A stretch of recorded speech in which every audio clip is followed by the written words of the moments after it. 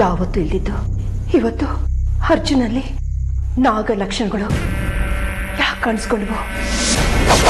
ಅಂದ್ರೆ ಇಷ್ಟು ದಿನ ನಾನು ಮನುಷ್ಯ ಲೋಕದಲ್ಲಿದ್ದು ನಾನು ನಾಗಲೋಕದಳು ನನ್ನ ಮರ್ತಿದ್ನ. ಅರ್ಜುನ್ ಸಹ ನಾಗಾಂಶ ಇರೋನು ಅಂತ ಮರೆತು ಸಾಮಾನ್ಯ ಜನರಲ್ಲಿ ಬೆರೆಯೋ ಹಾಗೆ ಮಾಡ್ಬಿಟ್ನ ನಾನು. ಇಲ್ಲ, ಇದಕ್ಕೆ ಕಾರಣ ಏನು, ಪರಿಹಾರ ಏನು ಅಂತ ತಿಳ್ಕೊಳ್ಳೋದಕ್ಕೆ ಗುರುಗಳ ಹತ್ರ ಮೊರೆ ಹೋಗಲೇಬೇಕು.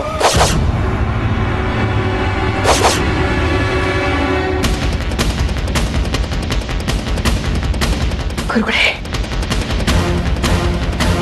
ಗುರುಗಳೇ, ನಾನು ಗುರುಗಳೇ ದಮಯಂತಿ, ದರ್ಶನ ಕೊಡಿ ಗುರುಗಳೇ, ದರ್ಶನ ಕೊಡಿ ಗುರುಗಳೇ.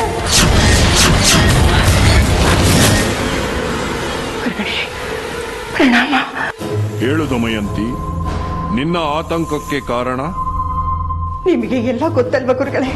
ಸತ್ಯ ಯಾವತ್ತಿದ್ರೂ ಕೆಂಡದ ಥರ. ನಾವು ಎಷ್ಟೇ ಮುಚ್ಚಿಡೋದಕ್ಕೆ ಬಚ್ಚಿಡೋದಕ್ಕೆ ಪ್ರಯತ್ನ ಪಟ್ಟರೂ ಸಹ ಅದು ಜಗತ್ತಿಗೆ ಒಂದಲ್ಲ ಒಂದು ದಿನ ಗೊತ್ತಾಗೇ ಗೊತ್ತಾಗುತ್ತೆ ದಮಯಂತಿ. ನಾಗಲೋಕದ ಕೊನೆಯ ಕೊಂಡಿ ಅಂತ ಅರ್ಜುನನ್ನ ಈ ಲೋಕಕ್ಕೆ ಕರ್ಕೊಂಡು ಬಂದೆ. ಆದ್ರೆ ಅವನಿಗೆ ನೀನು ಮಾಡಬೇಕಾದ ನಾಗಲೋಕದ ಶಾಸ್ತ್ರ ಸಂಪ್ರದಾಯನ ಮಾಡಲೇ ಇಲ್ಲ. ಅದಕ್ಕೆ ಹೀಗೆ ಚಿಹ್ನೆಗಳು ಕಾಣಿಸಿಕೊಂಡಿದ್ದಾವೆ. ಈಗೇನ್ ಮಾಡೋದು ಗುರುಗಳೇ? ಇನ್ನ 2 ಮಂಡಲದೊಳಗೆ ಅರ್ಜುನನಿಗೆ 28 ಸಂವತ್ಸರಗಳು ತುಂಬುತ್ತೆ. ಅದರೊಳಗೆ ಮಾಡಬೇಕಾದ ವಿಧಿವಿಧಾನಗಳನ್ನ ನೀನು ಮಾಡಲೇಬೇಕು. ಅದೂ ಅಲ್ಲದೆ ನೀನು ಇನ್ನೊಂದು ತಪ್ಪು ಮಾಡಿದ್ಯಾ. ಏನು? ನನ್ನಿಂದ ಇನ್ನೊಂದು ತಪ್ಪ? ಏನು? ಸಮಯ ಬಂದಾಗ ಅದು ನಿನ್ನ ಅರಿವಿಗೆ ಬರುವುದು. ನೋಡು, ಅರ್ಜುನ್ನಲ್ಲಿ ಕಾಣಿಸಿಕೊಂಡಿರೋ ಲಕ್ಷಣದ ಬಗ್ಗೆ ಅವನಿಗೆ ಗೊತ್ತಿಲ್ಲ. ಅವನಲ್ಲಿ ಸಂಪೂರ್ಣವಾಗಿ ನಾಗಲಕ್ಷಣ ಕಾಣಿಸಿಕೊಳ್ಳಲು ಇನ್ನೂ 2 ತಿಂಗಳುಗಳಿವೆ. ಅಷ್ಟರಲ್ಲಿ ನೀನು ಮಾಡಬೇಕಾಗಿರೋ ಎಲ್ಲಾ ವಿಧಿವಿಧಾನಗಳನ್ನ ಮಾಡಿ ಮುಗಿಸು. ಇಲ್ಲವಾದಲ್ಲಿ ನಿನಗೆ ತೊಂದರೆ ತಪ್ಪಿದ್ದಲ್ಲ.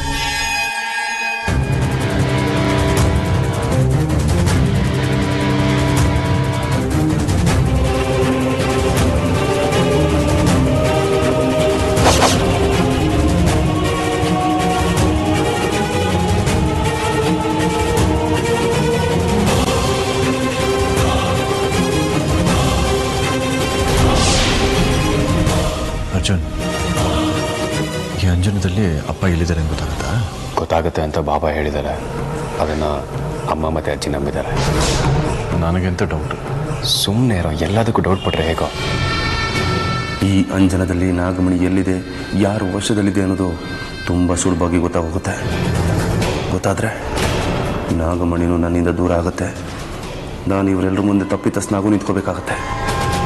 ಆಮೇಲೆ ನಾನು ಇಷ್ಟು ದಿನ ಮಾಡಿದ ನಾಟಕ ಅನ್ನೋದು ಸಹ ಎಲ್ರಿಗೂ ಗೊತ್ತಾಗುತ್ತೆ.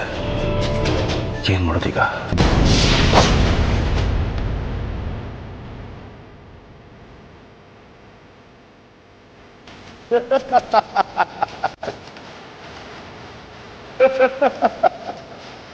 ಯಾಕೆ ಬಾಬಾ, ಯಾಕೆ ನಗ್ತಾ ಇದ್ದೀರಾ? ವಿಷ್ಣು ಎಲ್ಲಿದ್ದಾನೆ ಅನ್ನೋದು ಈ ಅಂಜನದಲ್ಲಿ ಕಾಣಿಸ್ತಾ ಇದೆ.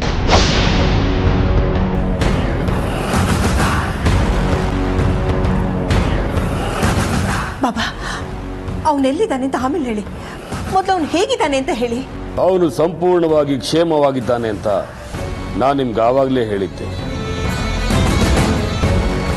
ಈಗ ನನ್ನ ಅಂಜನ ಕೂಡ ಅದನ್ನೇ ಹೇಳ್ತಾ ಇದೆ.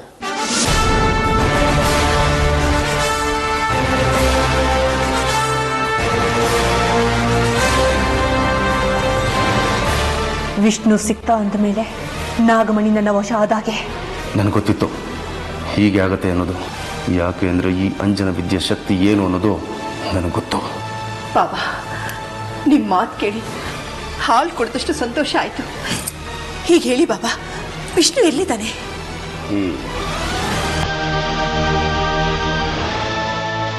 ನಿಮ್ಮ ಮನೆಯ ಅಕ್ಕಪಕ್ಕದಲ್ಲೇ ಇದ್ದಾನೆ.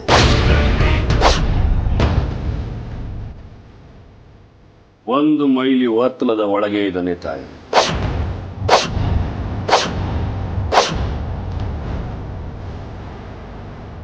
ಮುಂದೆ ಮುಂದೆ ಹೇಳಿ ಬಾಬಾ, ಎಲ್ಲಿದ್ದಾನೆ ಮಾವ?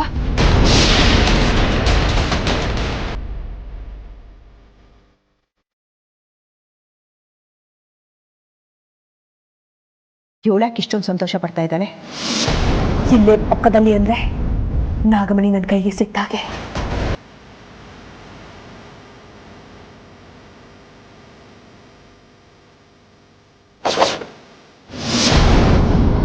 ಈ ಮನೆಯ ಉತ್ತರ ದಿಕ್ಕಿನಲ್ಲಿ ಇದ್ದಾನೆ ತಾಯಿ.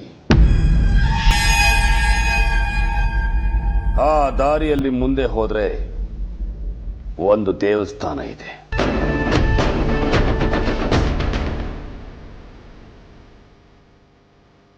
ಅಲ್ಲಿಂದ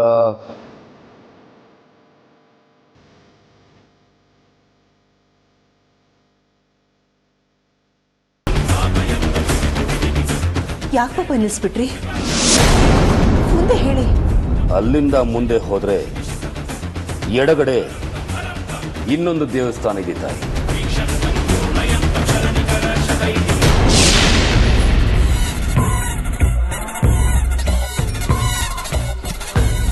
ಯಾವಾಗಲೂ ಪೆದ್ದಾಗಾಡ್ತಿದ್ದ ಈ ರುದ್ರ ಇವತ್ತು ಯಾಕೆ ತುಂಬಾ ಗಂಭೀರವಾಗಿದ್ದಾನಲ್ಲ? ಆದ್ರೂ ಸ್ವಲ್ಪ ಭಯದಲ್ಲಿರೋ ಹಾಗಿದೆ. ನಾಗಮಣಿನ ಇವನು ಏನಾದರೂ ಎತ್ಕೊಂಡಿರ್ಬೋದಾ? ಚೇಚೆ, ಹಾಗೇನಾದರೂ ಇದ್ದಿದ್ರೆ ಗುರುಗಳಿಗೆ ಗೊತ್ತಾಗ್ತಾ ಇತ್ತು. ಅಯ್ಯೋ, ಎಲ್ಲ ಕರೆಕ್ಟಾಗಿ ಹೇಳ್ತಾ ಇದ್ದಾನೆ. ಸುಮ್ಮನೆ ಇದ್ದರೆ ನಾನು ವಿಷ್ಣುನ ಎಲ್ಲಿ ಹೇಗೆ ಬಚ್ಚಿಟ್ಟಿದ್ದೀನಿ ಅನ್ನೋದನ್ನು ಹೇಳೇ ಹೇಳ್ತಾನೆ. ಈ ಅಂಜನ ಹಾಕಿ ವಿಷ್ಣುನ ಕಂಡು ಹಿಡಿತಾನೆ ಅನ್ನೋದನ್ನು ನಾನು ಅಂದ್ಕೊಂಡಿರಲಿಲ್ಲ. ಏನು ಮಾಡೋದು? ಇರೋದು ಒಂದೇ ದಾರಿ. ಭೈರವನಿಗೆ ಜಾಗ ಗೊತ್ತಾದರೂ ಸಹ ಆ ಭೈರವ ಆಗಲಿ ಬೇರೆ ಯಾರೇ ಆದರೂ ಅವನ ಹತ್ರಕ್ಕೆ ಸುಳಿದೇ ಇರೋ ಥರ ನೋಡ್ಕೊಳ್ಳೋದು. ಹೌದು, ಅದೇ ಸರಿ. ಮುಂದೆ ಏನು ಹೇಳ್ತಾನೆ ಇಲ್ವಲ್ಲ ಬಾಬಾ? ಅಲ್ಲಿ ಹೋಗಿ ಸಿಕ್ಕಿ ಬಿದ್ದಿದ್ದಾನೆ.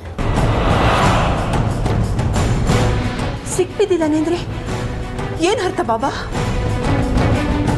ನಾಗಮಣಿಗೋಸ್ಕರ ಯಾರೋ ಅವನನ್ನ ಬಂಧಿಸಿದ್ದಾರೆ.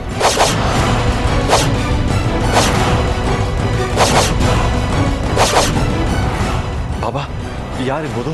ಯಾರು ಬಾಬಾ? ಯಾರು ಬಂಧಿಸಿದ್ದಾರೆ ಅನ್ನೋದು ನಿಖರವಾಗಿ ಗೊತ್ತಾಗ್ತಾ ಇದೆ. ಆದರೆ ಬಂಧಿಸಿರ್ಬೋದು ಅನ್ನೋ ಸಣ್ಣ ಅನುಮಾನ ಅಷ್ಟೆ. ಅನುಮಾನ ಸುಳ್ಳಾಗಿದ್ರು ಆಗಿರಬಹುದು. ಅದು ಸುಳ್ಳೆ.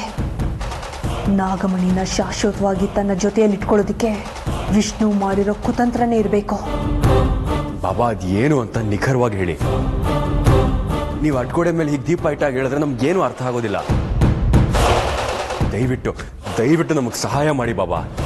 ನಾನಿಷ್ಟೆಲ್ಲ ನಿಸ್ವಾರ್ಥದಿಂದ ನಿಮಗೆ ನಿಮ್ಮ ಮನೆಯವರಿಗೆ ಮಾಡ್ತಾ ಇದ್ರೆ ಏನೂ ಆಗೇ ಇಲ್ಲ ಅನ್ನೋ ಥರ ವರ್ತಿಸ್ತಿದೆಯಲ್ಲ ಅರ್ಜುನ್. ಒಂದು ರೀತಿಯಲ್ಲಿ ನನ್ನನ್ನ ಸ್ವಾರ್ಥಿ ಅಂತ ಹೇಳ್ತಾ ಇದೀಯಾ? ಕ್ಷಮಿಸಿ ಬಾಬಾ, ನನ್ನ ಮಾತಿನ ಅರ್ಥ ಅದಾಗಿರಲಿಲ್ಲ. ಯಾರು ಸ್ವಾರ್ಥಿ ಯಾರು ನಿಸ್ವಾರ್ಥಿ ಅಂತ ಕಂಡುಹಿಡಿಯೋದು ತುಂಬಾ ಸುಲಭ. ಅರ್ಥ ಮಾಡ್ಕೊಳ್ಳೋ ಮನಸ್ಸಿರಬೇಕು ಅಷ್ಟೇ. ಅವನಿನ್ನೂ ಚಿಕ್ಕ ಹುಡುಗ, ಅವನಿಗೇನು ಗೊತ್ತಾಗುತ್ತೆ? ನಾನು ಅವನು ಬುದ್ಧಿ ಹೇಳ್ತೀನಿ. ತಾವು ಶಾಂತವಾಗಿರಿ. ವಿಷ್ಣು, ನಿನ್ನ ಬಗ್ಗೆ ಎಷ್ಟು ವಿವರಗಳು ಸಿಕ್ತಲ್ಲ ಅಷ್ಟು ಸಾಕು. ನಿನ್ನನ್ನು ನಾನು ಮುಗಿಸ್ತೀನಿ. ಬಾಬಾ, ಯಾಕೆ ಎದ್ಬಿಟ್ರಿ? ವಿಷ್ಣುನ ಕರ್ಕೊಂಬರೋದಕ್ಕೆ ಹೋಗ್ತಾ ಇದ್ದೀನಿ ತಾಯಿ.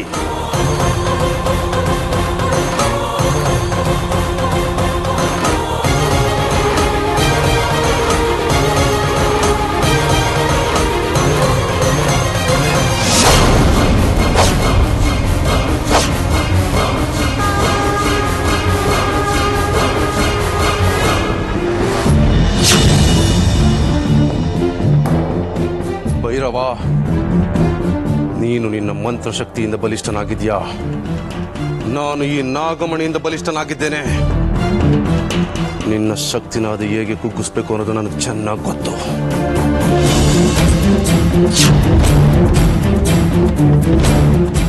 ನಮ್ಮಣ್ಣ ಯಾವುದೇ ಕಾರಣಕ್ಕೂ ಅಂಜನದಲ್ಲಿ ಆ ಭೈರವನಿಗೆ ಕಾಣಿಸ್ಬಾರ್ದು.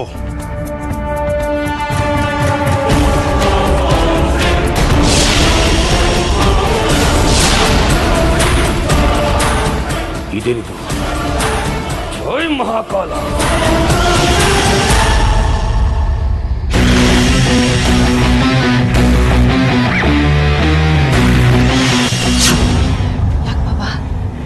ಏನಾಯ್ತು?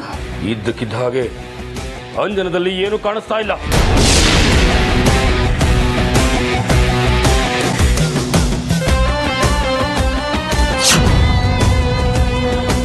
ಉತ್ತರ ಭಾಗದಲ್ಲಿ ನಿಮ್ಗೆ ಯಾವ್ದಾದ್ರು ಆಸ್ತಿ ಇದೆಯಾ ತಾಯಿ?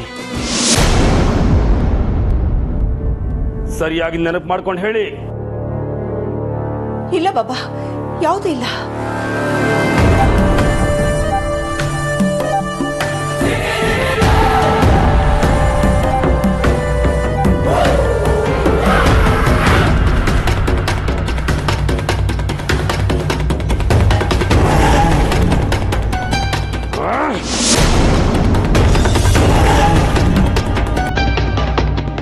ಇನ್ನು 2 ದಿನದಲ್ಲಿ ವಿಷ್ಣು ಎಲ್ಲೇ ಇದ್ರು ನಾನು ಹುಡ್ಕೊಂಡು ಕರ್ಕೊಂಡ್ಬರ್ತೀನಿ.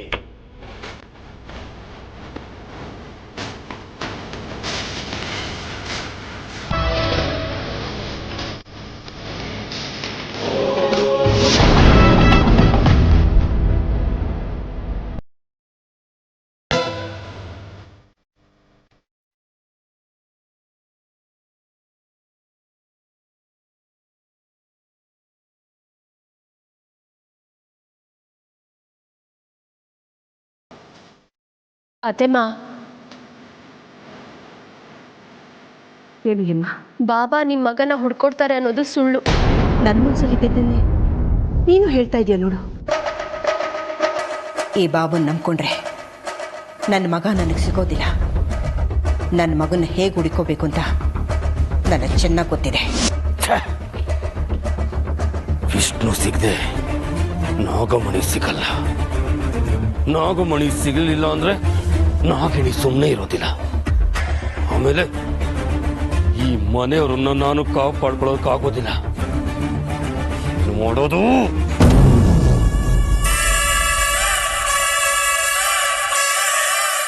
ಅಕಸ್ಮಾತ್ ಇಷ್ಟು ಏನಾದ್ರೂ ನಾಗಮಣಿನ ತಗೊಂಡು ಇಲ್ಲಿಂದ ಓಡ್ ಹೋಗಿರ್ಬೋದ? ಅವನಂತ ಮೂರ್ಖ ಅಲ್ಲ. ಅವನು ಎಲ್ಲೇ ಇದ್ರೂ ನಾಗಿಣಿ ಅವನನ್ನ ಹುಡುಕಿ ಕೊಂದು ನಾಗಮಣಿನ ವಶಪಡಿಸ್ಕೋತಾಳೆ ಅಂತ ಅವನಿಗೆ ಚೆನ್ನಾಗಿ ಗೊತ್ತು. ಅವನಿಗಷ್ಟು ಧೈರ್ಯ ಇಲ್ಲ. ಹಾಗೆ ನನಗೆ ಮೋಸ ಮಾಡೋ ಬುದ್ಧಿನೂ ಅವನಿಗಿಲ್ಲ.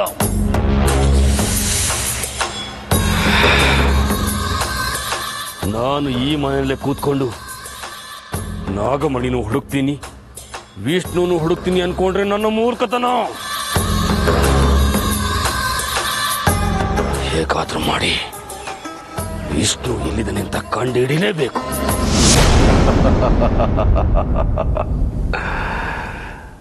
ನೀವೆಲ್ಲ ಏನೇ ಮಾಡಿದ್ರು ನಾಗಮಣಿ ನನ್ನ ಹತ್ರ ಇದೆ ಅನ್ನೋದು ನಿಮಗೆ ಗೊತ್ತಾಗೋದಕ್ಕೆ ನಾನು ಬಿಡೋದಿಲ್ಲ. ಈ ನಾಗಮಣಿ ನಿಮ್ಮ ವಶಕ್ಕೆ ಬರೋದಕ್ಕೆ ಸಾಧ್ಯನೇ ಇಲ್ಲ.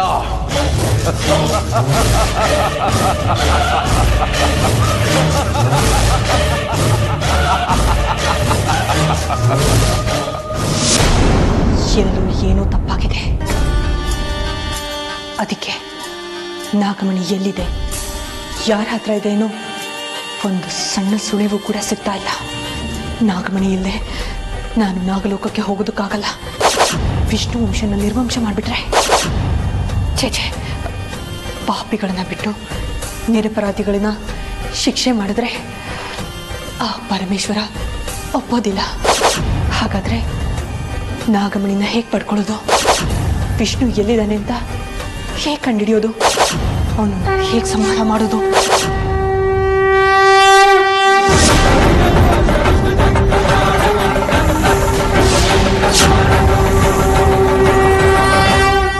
ನಿನಗೆ ಇಷ್ಟು ದಿನಗಳ ನಂತರ ನಾಗಲೋಕ, ಹಾಗೆ ನಾಗಲೋಕದ ನಿನ್ನ ಗುರು ಈ ಲಕ್ಷಕಾಳ ನೆನಪಿಗೆ ಬನ್ನ ದಮಯಂತಿ.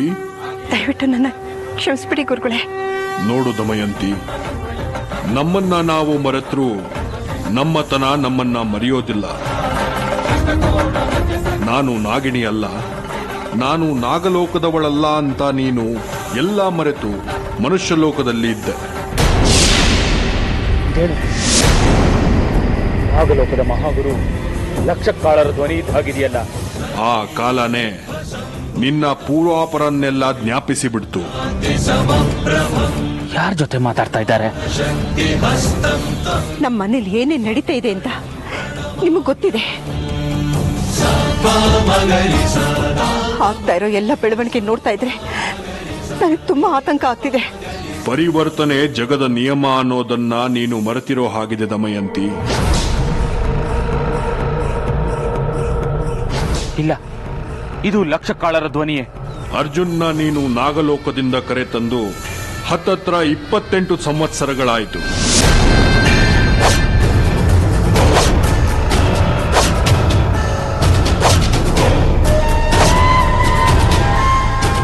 ನೀನು ನಾಗಲೋಕದ ಸಂಬಂಧದಿಂದ ದೂರ ಆಗೋ ಪ್ರಯತ್ನ ಮಾಡ್ತಾ ಇದೀಯ, ಆದರೆ ಅದು ನಿನ್ನ ಹತ್ತಿರ ಆಗ್ತಾ ಇದೆ. ಅರೆ ತ್ರಿವೇಣಿ, ನಿನಗೆ ನಿನ್ನ ಮಕ್ಕಳು ಇಬ್ಬರು ಸಿಗ್ತಾರೆ, ಆದರೆ ನಾಗಮಣಿ ಮಾತ್ರ ನಿನ್ನ ಮನೆಯಲ್ಲಿ ಇರೋದಿಲ್ಲ. ಇವಳು ಸಹ ನಾಗಿಣಿನ? ಯಾಕಂದ್ರೆ ಅದು ನಾಗಲೋಕದ ಸ್ವತ್ತು. ಅದು ಯಾವ ಕೆಟ್ಟ ಗಳಿಗೆನೋ ಅದು ಈ ಭೂಲೋಕಕ್ಕೆ ಬಂದು ಬಿಟ್ಟಿದೆ. ಗುರುಗಳೇ, ಅರ್ಜುನ್ ಅವನು ನಾಗಯೋಧ ಅನ್ನೋದು ನೀನು ಮರೆತಿರೋ ಹಾಗಿದೆ.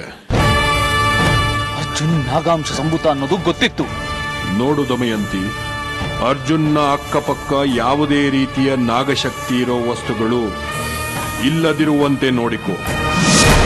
ಹಾಗೆ ನೋಡಿಕೊಳ್ಳದೆ ಹೋದರೆ ಅವನು ಸಂಪೂರ್ಣ ನಾಗನಾಗಿ ಪರಿವರ್ತನೆ ಆಗುತ್ತಾನೆ. ನಿನ್ನೆ ಅವನ ಮುಖದಲ್ಲಿ ನಾಗ ಚಿಹ್ನೆ ಕಾಣಿಸ್ಕೊಳ್ತು. ಅದನ್ನು ತಡೆಯೋದಕ್ಕೆ ಏನಾದ್ರೂ ಕೊಡಿ ಗುರುಗಳೇ.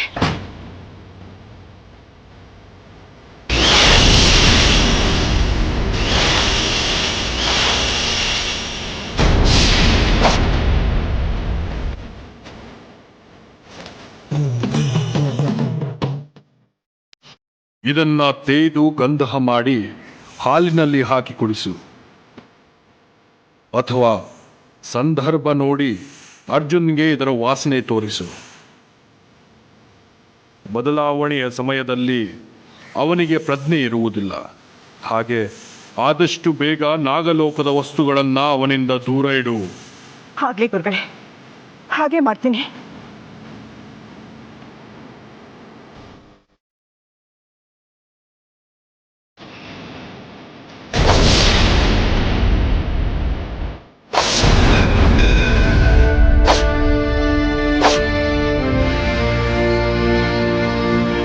ಈ ನಾಗಮಣಿ ಒಂದು ನನ್ನ ವರ್ಷದಲ್ಲಿದ್ರೆ ಸಾಕು, ನಾನು ಇಡೀ ಪ್ರಪಂಚಕ್ಕೆ ಅಧಿಪತಿಯಾಗೋಗ್ತೀನಿ.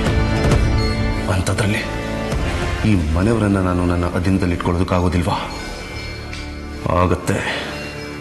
ಈ ಮನೆಯನ್ನೇ ನನ್ನ ಭದ್ರಕೋಟೆಯಾಗಿ ಮಾಡಿಕೊಂಡು ಇಲ್ಲಿರೋರನ್ನ, ಅದರಲ್ಲೂ ಈ ಭೈರವ ಬಾಬನ್ನು ಸೇರಿಸಿ ಎಲ್ಲರನ್ನು ಬುಗ್ರಿ ಆಡಿಸ್ದಂಗೆ ಆಡಿಸ್ತೀನಿ.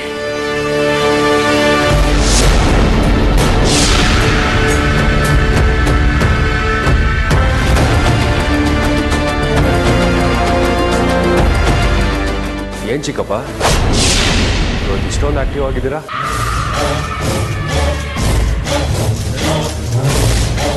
ಆಕ್ಟಿವಾ? ಹಂಗಂದ್ರೆ